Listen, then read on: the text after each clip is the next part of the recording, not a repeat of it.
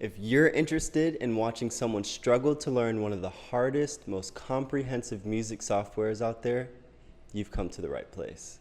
What's up? My name is Brandon, and here on this channel, I'm starting a new series called Beginner Learns Pro Tools, where I'll be documenting my process and progress in starting Pro Tools from square one. If you're new here, which I'm sure you are, I have literally like 2 videos out. Don't watch that first video. If you're new here, go ahead and do me a favor, hit this video with a like, subscribe to my channel, and that will let me know you guys are interested in seeing videos in the future. Also, if you guys have any advice, suggestions, or you just want to spread hate, please abuse that comment section in all of these videos. I promise I'll read every single comment, and you guys are going to play a pivotal role in helping me improve and helping my progress along the way. Just a little background about myself. My name is Brandon, once again, and I'm a trumpet player and performing artist in the Dallas, Texas area. I graduated a little while ago from the University of North Texas, and now I'm on my own in Dallas and trying to make my way. The main reason why I want to start this series is because I want to get better at producing. That's it. Composition and production are huge factors as far as music is concerned. And I would say those are probably my weakest skills as far as being a creative artist. Not to mention, there's a lot of money that can be made producing.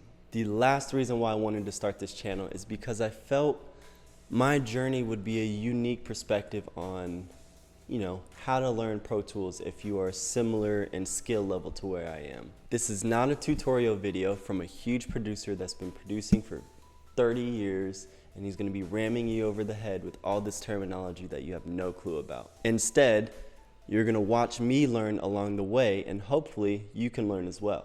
All right, I have a confession to make. I'm not a total beginner in Pro Tools. For reference, if total beginner was square one, I probably stand somewhere around square 1.3. That's why I thought it was a great idea for this first episode to get you guys up to speed on how much Pro Tools I actually know. I started a project around 2 days ago, spent a little bit of time on it, and basically pulled out all the stops and used everything that I knew how to do. I'm gonna show you guys what I did and walk you through every step that it took to get there. And after you watch that video, you will be completely caught up in everything that I know how to do in Pro Tools. After that, we'll be off to the races, and everything I learned in Pro Tools, you guys will be seeing along with me. Like I said, if you'd like to see more from this series, hit this video with a like. But with that being said, let's get on to episode 1 of Beginner Learns Pro Tools. So, like I said, this is my session here. It's called Finally Groovin', because after 3.5 hours, finally made something. I'm just finally grooving. And yeah, let's give it a listen.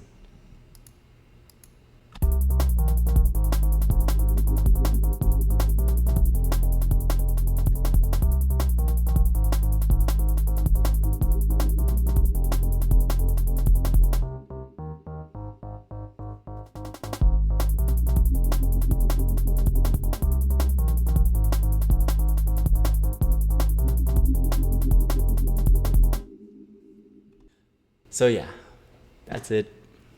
It's not bad. It's not great. It's not great at all. But I'm gonna show you guys how I did it. And I'm gonna start from ground 1. And ground 1 should always be a click track. Click tracks are super easy to create and super important to have if you wanna be on time throughout the recording process of your session, of your song. So I came up here to track, create click track, boom, got it.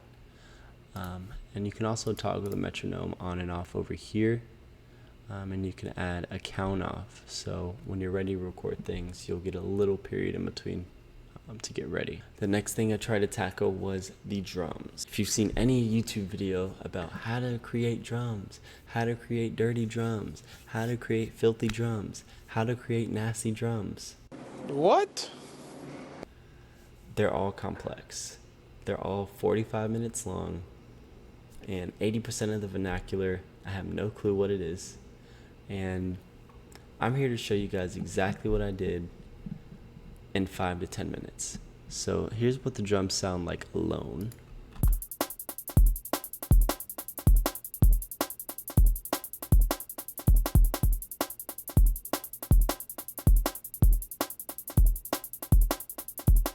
Honestly, it was pretty simple to get that. I mean, it's only 3 different pieces of the drum. You got your bass, your snare, and your hi-hat. When I started off, I came over here to track, new, and I did a stereo track and I did a MIDI track. Oh, actually, maybe I didn't do a stereo track, but usually if you're doing any audio tracks or even instrument tracks, which I don't really even know what an instrument track is used for, but most of the time you're gonna want to do audio or stereo, because that's how people listen to music nowadays. So go to MIDI, create, boom. You should get something that's blank. It won't have anything here, anything here. Initially, your inputs and your outputs are going to be set up sort of how you want it, so I wouldn't worry about that. So once we got our track created, next thing we're going to do is use a plugin. So with the videos that I've watched, probably an hour worth of videos, and picking through YouTube, I came across a plugin called Groove Cell. So if I open that up right now, this is what it looks like, and it's pretty simple. It's just basically like a drum sequencer, a drum pad, and it's pretty simple to use. There's preset kits that you can click on, and they'll give you different sounding things. Don't actually know if I should change those, because I don't know if it's going to change what I already have, but I promise you all these kits are cool. They have different sounds. If you like different drums or sounds from multiple kits, if you find where the WAV file is on your computer, you can click this little plus button, go to where that file is located, and you'll be able to basically map that one sound to a specific pad or to a specific key on your MIDI. And before I get started, just a quick reminder, if you want to hear anything coming from a microphone or an input or MIDI, you have to make sure that that track is record enabled. You're not going to be able to hear anything if you don't enable your track. And I learned that the hard way. And by the hard way, I mean about 20 minutes of figuring out why I couldn't hear anything. So yeah, this is our pad thingy.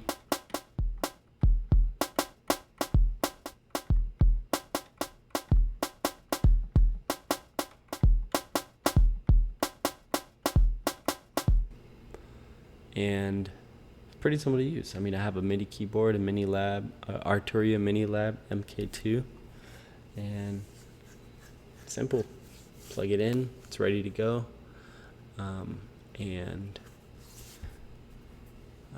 Yeah, like once I mapped what sounds that I wanted, I clicked out of the plugin, made sure that it was record enabled, went up here to record, pressed record, and just kind of messed around with it.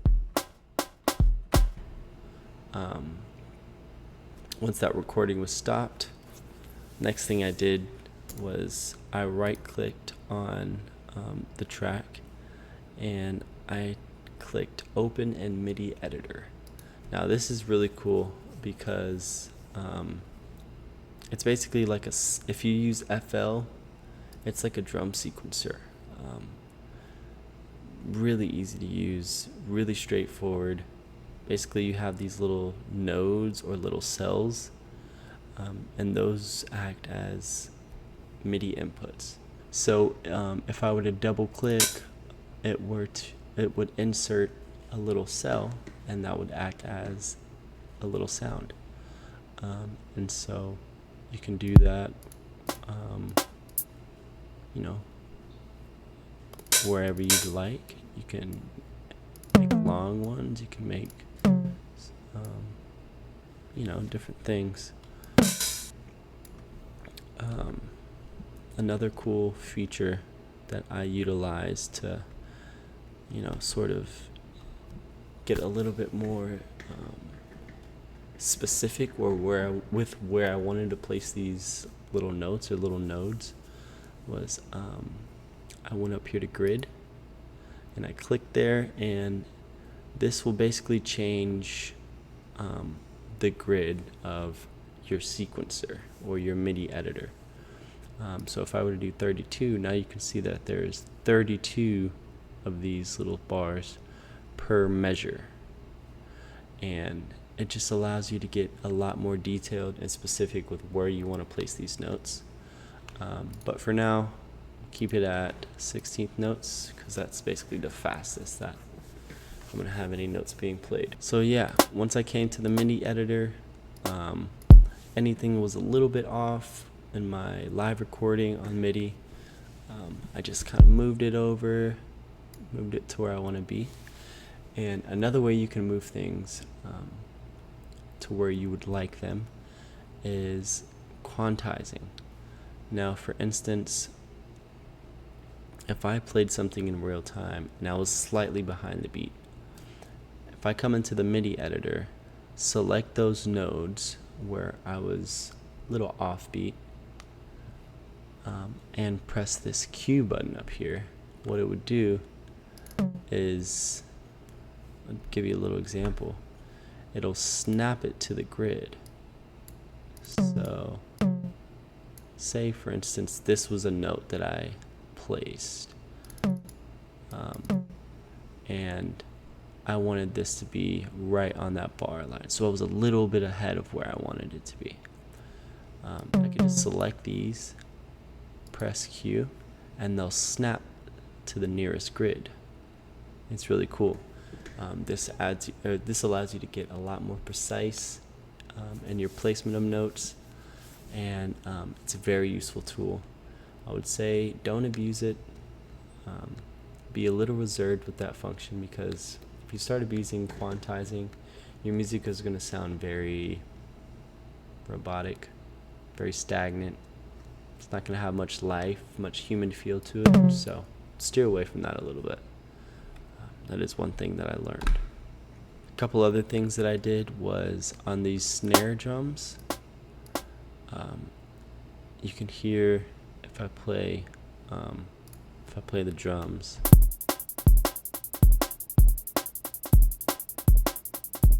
So some of these middle notes are a little bit softer, and those are sort of acting as sort of ghost notes.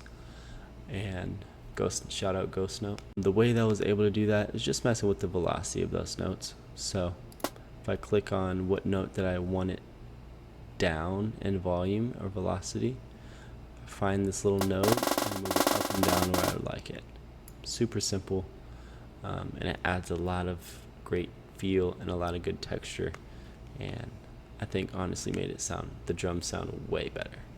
So I did that, and yeah, the only other thing that I did for the drums is I did a little break and then I did a little crescendo. To be completely honest, don't know how I did that. Pretty sure I just clicked all the notes and then right clicked, tools. I don't know. It was some way that I did it. I'll figure it out, and maybe in a later episode I'll come back and show you guys how I did that. But definitely going to be wanting to utilize that more, so it's only a matter of time before I figure it out. That's the drums. We can go ahead and get moving on. Next thing I added was our synth bass, and this is what it sounds like.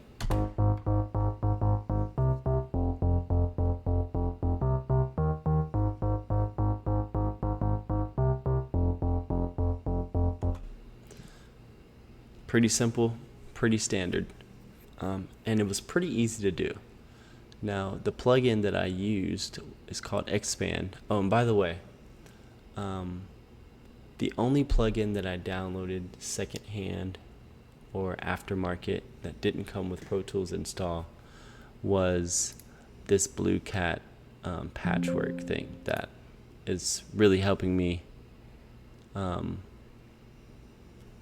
just hear the Pro Tools audio in OBS. That's all it's doing. So you don't need that.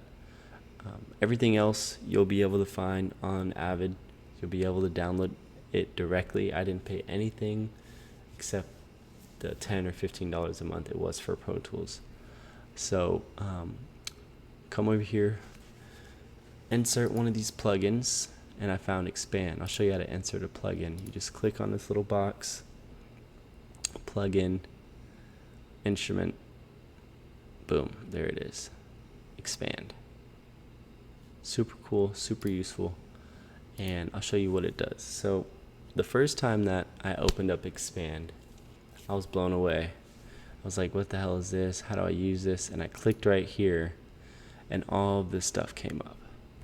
And now, I don't know about you guys, but it would literally take me like weeks just to like really listen to and cycle through all of these sounds to see what I liked.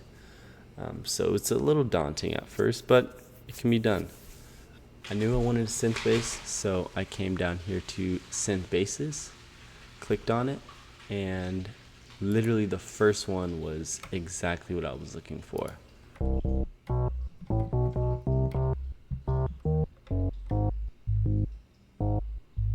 So if you hold it down, it makes other stuff, but I wanted that sort of percussive thing, so I'm barely tapping on my MIDI keyboard. Yeah, pretty simple. As soon as I heard it, I was like, yeah, that's what I need. So I exited out of the plugin, I armed my track, I started the recording, recorded it, and then I right-clicked, open in MIDI editor, dragged my MIDI up so I can see it a little better, found where it was. Oh, I opened the wrong one in MIDI editor, I think.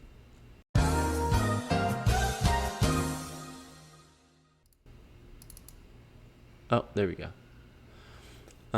So I opened it in MIDI editor, select everything, quantized it, duplicated that a couple times, boom. Very simple, sounds super sick.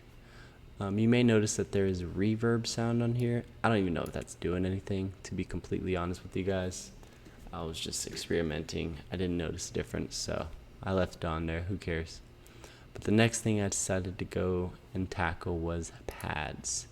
So same thing. I opened up Expand, and I was like, all right, they gotta have some pads on one of these, right? Sure enough, pad layers.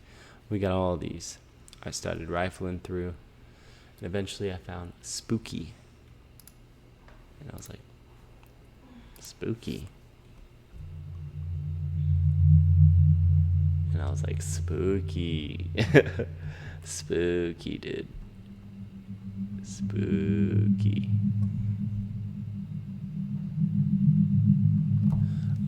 So I was like, yeah, that's the one.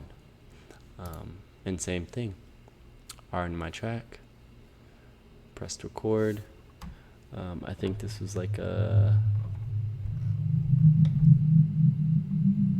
A flat minor, no, just an A flat 7 chord. Oh, it's up there.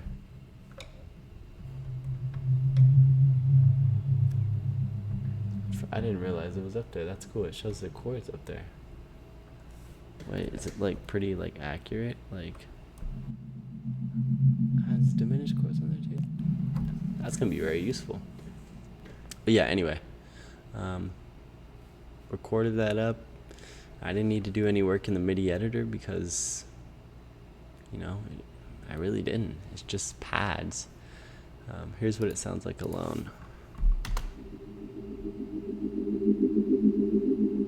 Super sick, dude. Super ethereal. Super just, I don't know. It just feels, it's October season. It feels spooky. I had to do it. So yeah, that's the pads. Pretty cool. Pretty easy, and the last thing I added was sub bass. Now this needed sub bass. I knew it needed sub bass when I first started this project, and I wasn't gonna allow myself to make anything without some kind of sub bass, because it's sub bass. It provides warmth, it provides ambiance and a feeling. With sub bass, naturally didn't really know how to do it. Good old friend YouTube guy put me on a little bit of game, and I think after about 30 minutes I was able to figure out that all he did was do a MIDI track, insert a plugin called Vacuum, which is with Pro Tools, and up here in presets he found bass and Juno 106 bass, and he came over here to low pass filter. He had me turn the cutoff down a bit, and whatever this is, reso, whatever, he had me turn that to 0. Not sure what exactly that did, and maybe I'll figure out eventually, but that was basically it. And this is what that sounds like. Okay. Alright, I'm not hearing anything, but anyway, he also had me do a little something, and he added another external EQ low pass filter. So basically you come over here, multi-channel plugins, EQ 3 one band, and I clicked on that, opened it up, and it brought me to this little guy. So this is pretty cool, and I'm probably going to be using EQ a lot, but he had me click low pass filter. All your low pass filter is doing is, based on what frequency you set, any frequencies above that desired frequency will basically be obsolete. They'll be bypassed. You won't be able to hear them. And that's important because for specifically the sub bass, we want this to take up the lower territory of the frequencies. We don't want it to conflict with anything that we got going in the synth bass or the pads in those upper frequencies. All it's going to do is make sure that the low end is filled out and low end is knocking. That's what we need. So I clicked low pass. I clicked around 200 because that's kind of where your low frequencies really start to resonate. And yeah, that was about it. Clicked out of that, and this is what this sounds like.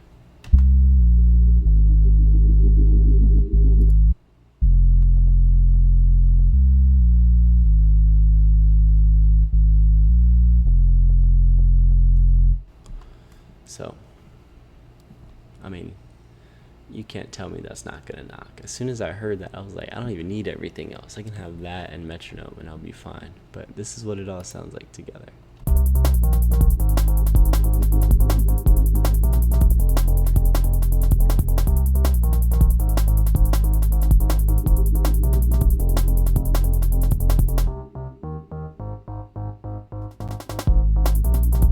Yeah, so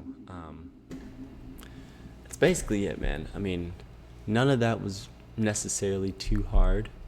The hardest part is figuring out what sounds you want, and I think that's going to become a consistent stepping stone throughout this whole series. It's finding good sounds and being able to manipulate them how I want to get my desired sound. But that's pretty much it. I think in our next video I'll cover master tracks, because I don't even know why this is here. Only reason I put it here is, like I said, so I can have this restream plugin, and so you guys could hear me or you guys can hear Pro Tools. Other than that, I don't really know what a master track is for, so maybe next episode we'll try to see what that's used for. Also, I'll probably take a look at Pro Tools. I know they have some tutorials on there, and I'm not gonna make you guys watch the tutorials with me, but it'll just give me sort of a direction on some of the next steps that I should take with these episodes. I don't want to get too methodical with it. I do want some space to kind of just be free and roam around and try new things, but a little direction is good. I'm gonna try to get these videos out as soon as possible. Thank you guys for watching. Stay tuned. The series is gonna pop off, I promise you. Love you guys. Be safe.